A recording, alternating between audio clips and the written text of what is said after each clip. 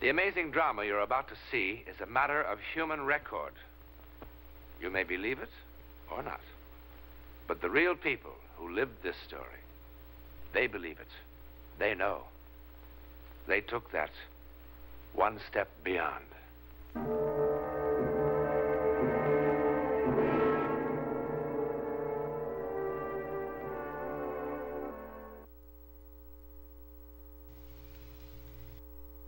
It begins here, in the Leith Bar and Grill, with a wedding party. There's not one thing that sets Sally and Matt Conroy apart from all the other couples who were married today in the United States. Not a thing. Not yet.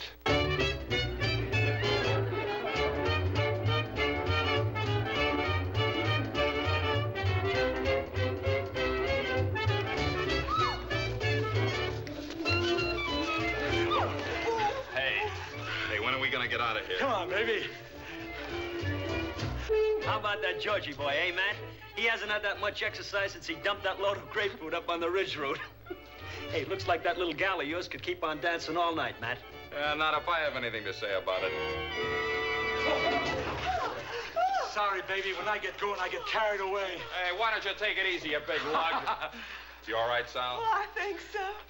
Let's try it again. I was just getting warmed up. Hey, back on the stag line, Georgie boy. You've had it. My turn to dance with the bride. Oh, I'd just love to dance with all you gentlemen again. Yeah, but they won't hold our room after 9 if we don't get there. Oh, that'd be a shame. We want to thank you for the party, fellas. Just one last round for the road on me. Hey, Tommy. Say, how'd Conroy ever find you down among those bayous, honey? Well, he transported my cousin's belongings when she moved back home a couple months ago. And, well, one thing led to another. Here I am. How do you like it? Oh, I love it. I've never been northeast or west of Louisiana before in my entire life. Well, no one would know it in the way you talk, honey child. Come on, Sal, let's get going. Well, thanks again for the party, fellas. Say, Matt, don't we get a chance to kiss the bride? Yeah!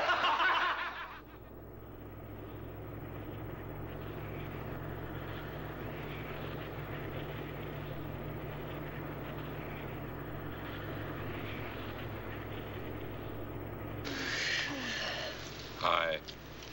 Hi. Hey, what were you dreaming about? I don't know. Why? Well, you were making all sorts of funny faces, funny noises. Did I look awful? You couldn't look awful if you tried. Of course, you look a lot better when you're smiling. How much further is it? Why? You're gonna be so tired from all this driving. I mean, I sure wish I knew how to drive so I could help you. You're just gonna have to learn, that's all. Nutty for somebody to live in California and not know how to drive a car. What's the matter? Huh? What's the matter? I don't know, nothing. Those crazy guys down at Tommy's, you sure knocked them for a loop. I guess you know that. Of course, you kind of knocked me for a loop, too. I tell you, I'm sure glad your cousin decided to go back to Louisiana and call NorCal Van and Storage. Matt, if we turn left about a mile ahead, it's a prettier drive. How'd you know that? It's beautiful and wild and secluded. There's a hill straight ahead, just past those pines. Go up the hill. Well, how in the world did you know? Never mind.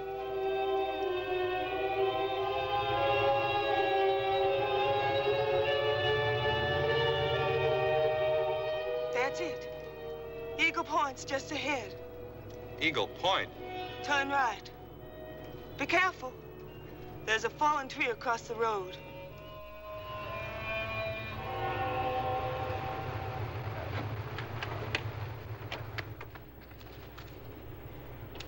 Hey, wait for me!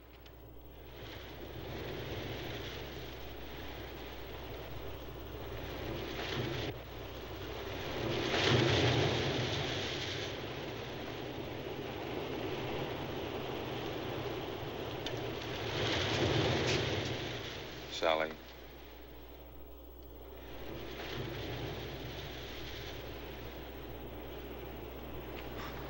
Sally, what's the matter with you?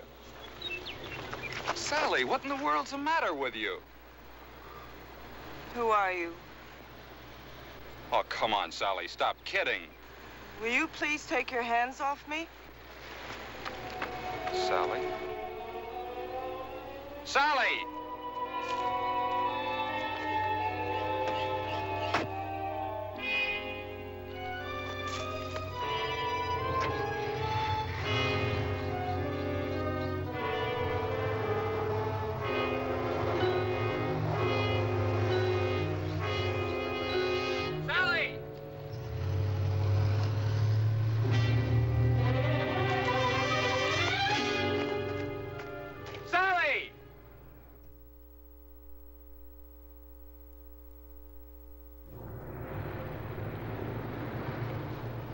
I don't know. Her voice sounded so different. She looked so different. I don't know. Well, there aren't many roads through here. Shouldn't take us long to find her.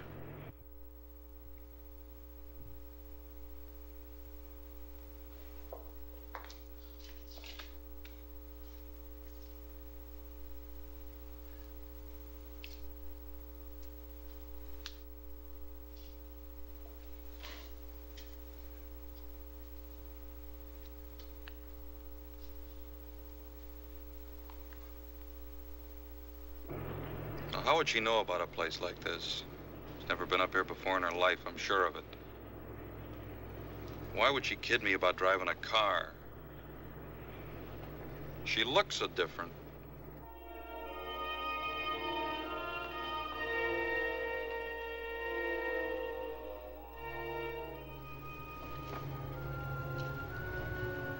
Now, that's mighty strange. What are the lights doing on in the Wharton place? Is that your car? Yeah.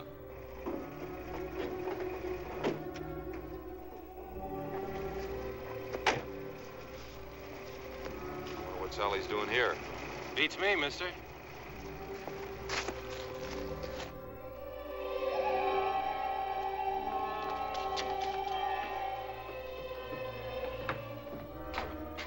Who lives here? Nobody now. Well, how come the electricity's still on?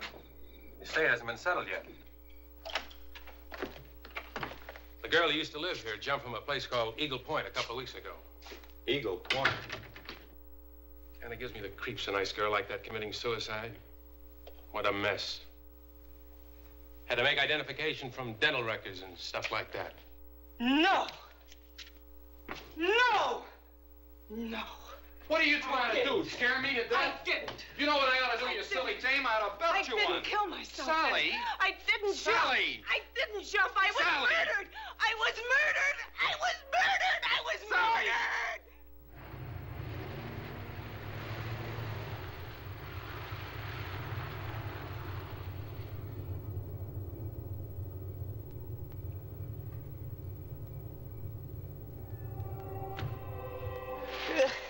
Sally. Sally.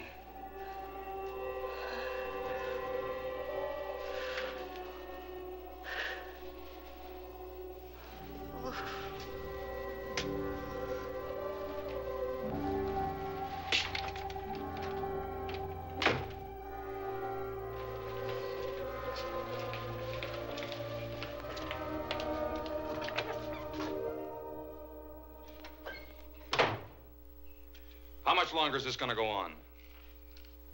Is what going to go on, Mr. Conroy? Every time she wakes up, it's another sedative, another shot. Is that the only thing you can do for her? Keep her asleep? Yes, Mr. Conroy. It's been 24 hours. Look, I could feed her sleeping pills myself. Mr. Conroy, your wife was quite violent when you brought her in here, quite incoherent. Every time she wakes up, she tries to run away. Now, how would you suggest that we restrain her? Would you prefer a straitjacket?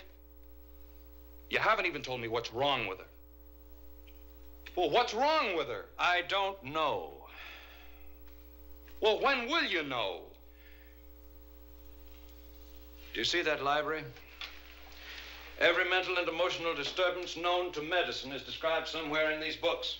Your wife's case is not among them.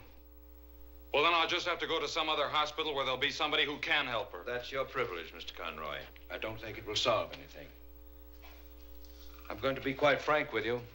That young woman you brought in here is not That going young to be... woman? What do you mean, that young woman? She's my wife. She's not just Your wife? Does this sound like your wife? Alex, I've told you there's no time. Why are you doing this to me? Why are you keeping me here? To try to make you well, Mrs. Conroy. Why do you keep calling me that? Because that's your name. My name is Karen. You know that. Alex, please, why won't you help me? I'm trying to help you, Mrs. Conroy. There is no Karen Wharton. Karen Wharton is dead. Karen Wharton committed suicide. No! No! I was murdered! You must believe me! I was murdered! I was murdered! Alex, please, Alex, there isn't any time. Why won't you help me? Quickly, Please, nurse. please, please. Alex, listen to me. Listen to me. I'll be calm. I promise. Please, Alex, I'll be calm. I'll be calm.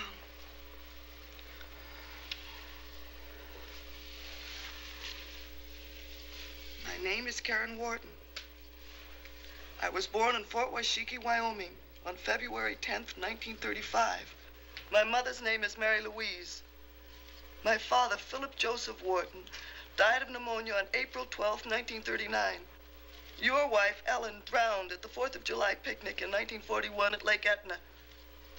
And 4 years ago, at the Harvest Moon Ball at the Country Club, you asked me to marry you, Alex.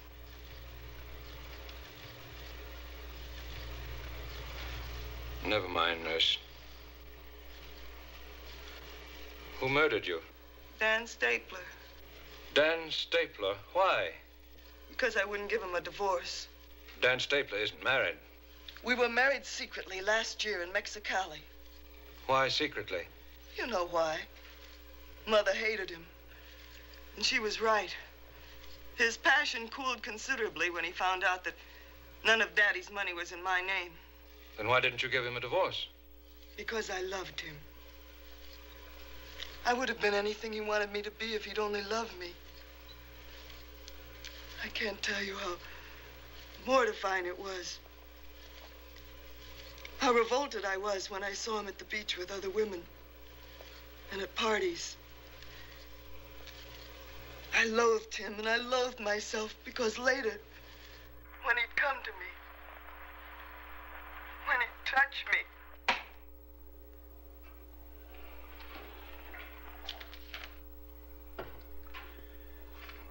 Regarding your inquiry, Daniel Stapler married to Karen Wharton this city, June the 11th, 1956. Mexicali Hall of Records. Well, can't there be some sort of explanation? Maybe she read about the death in a newspaper. Well, couldn't it just be a coincidence? Well, what is it? Some sort of psychic hocus pocus or something? Is that what you're trying to tell me? You'd hardly expect a psychiatrist to tell you a thing like that.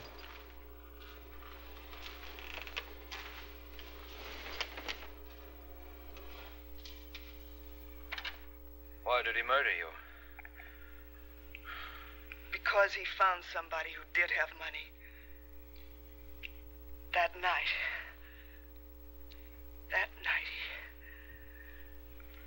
Go on. It had been weeks since I'd seen him. He dropped by that night without any notice at all. And the famous Stapler charm was in full bloom again. And of course I fell for it again. Dan always had a divine sense of timing. He told me his real reason for the visit, that he wanted a divorce.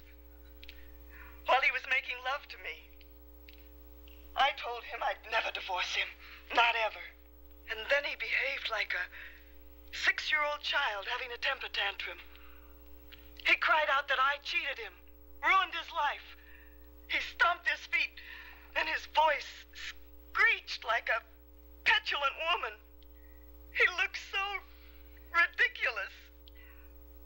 He suddenly looked so ridiculous that I started to laugh. I suppose it was hysteria more than anything else, but I couldn't stop. He turned very white and came at me. He struck me with his fist. And before I could tell him that, yes, you can have your divorce, he killed me. How? It wasn't a pleasant death, Alex. I didn't die quickly. Finally, he crushed my skull with something heavy.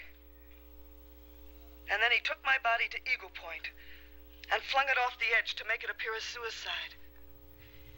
Alex, do you believe me?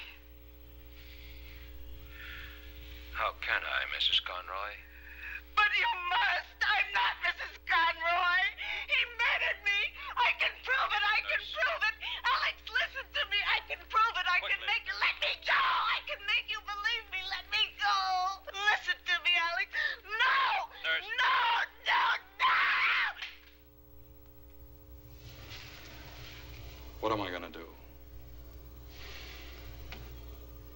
What am I going to do? Yes?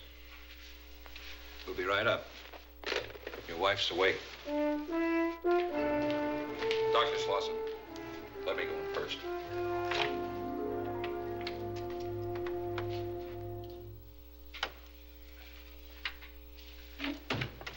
Honey, are you feeling better? Alex, I want to call my mother. Your mother in Louisiana?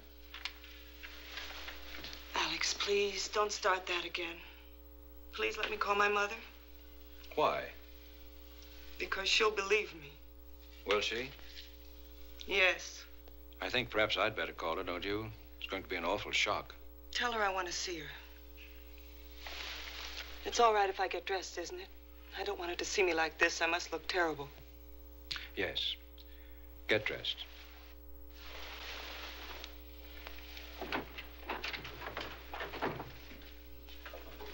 You know, Sal, we promised your cousin Diana we were going to wire her right after the ceremony. Only in all the confusion down at Tommy's. Would you mind leaving so I can get dressed?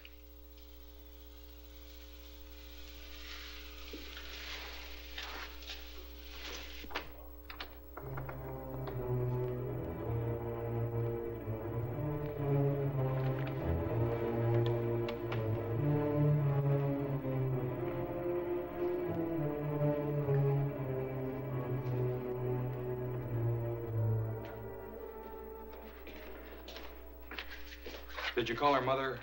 I mean, Mrs. Wharton. No. No, I didn't. Mr. Conroy, I'm going to try something drastic.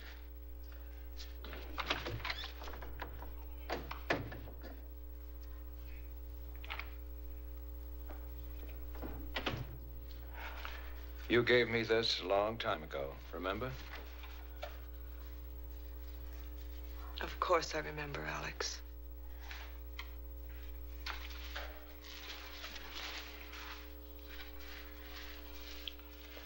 Has there been much change in 5 years?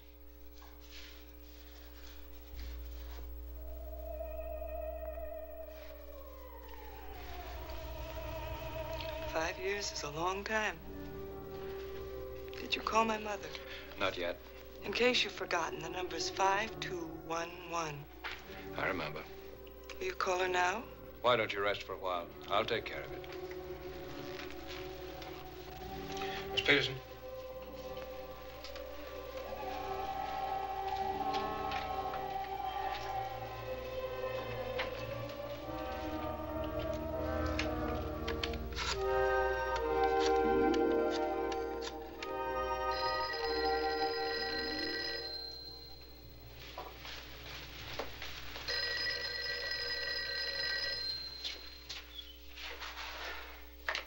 Hello? Karen. Karen, oh my God. Baby. Baby.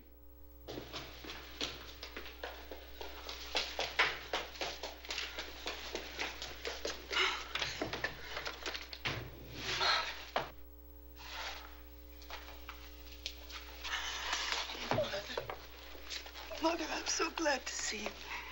Alex won't believe me. No one will believe me. They're treating me like I'm insane. Mother, please help me. Tell them who I am. Tell them who I am. Who are you? Who are you and why are you doing this to me? Why are you doing this to me? Mrs. Conroy. Mommy, please. Here, take these.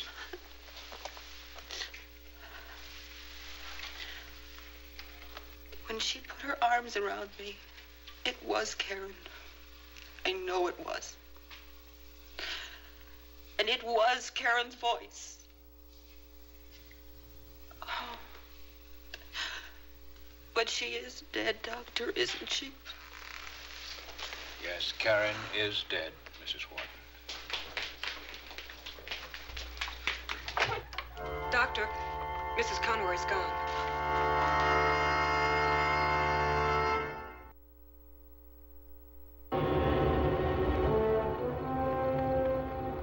There she is.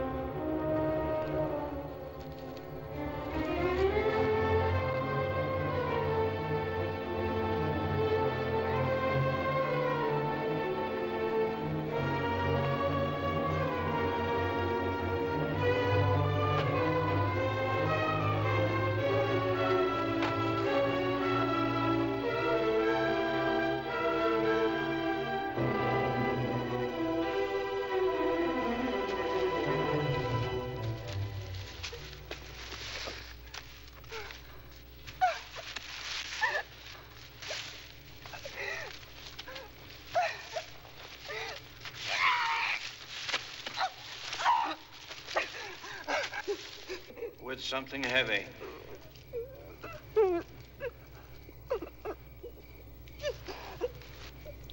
With something heavy.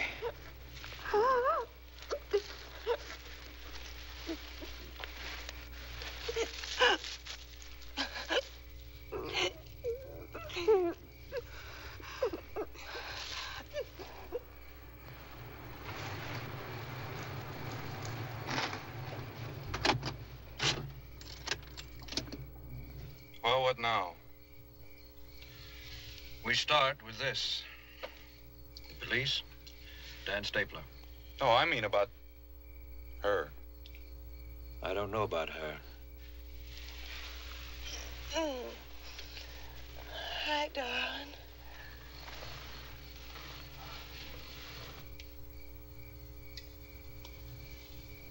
Matt, is something wrong?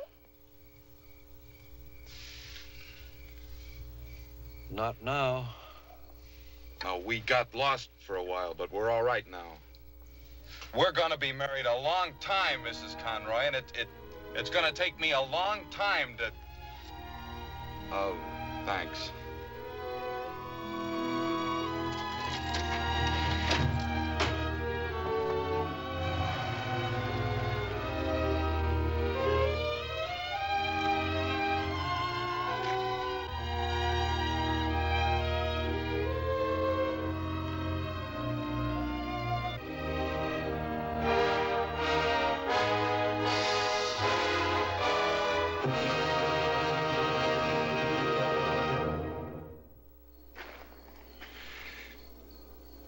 There's a nice technical word for what happened to Sally Conroy. It's called possession. That is, the dead temporarily taking over the body of the living. Terrifying? It terrified Dan Stapler into a quick and full confession. There are thousands of cases of possession in the records, many of them fully authenticated by respected scientists. We've seen one. To whom it happened, we know. Where it happened, we know. How or why it happened. Good night.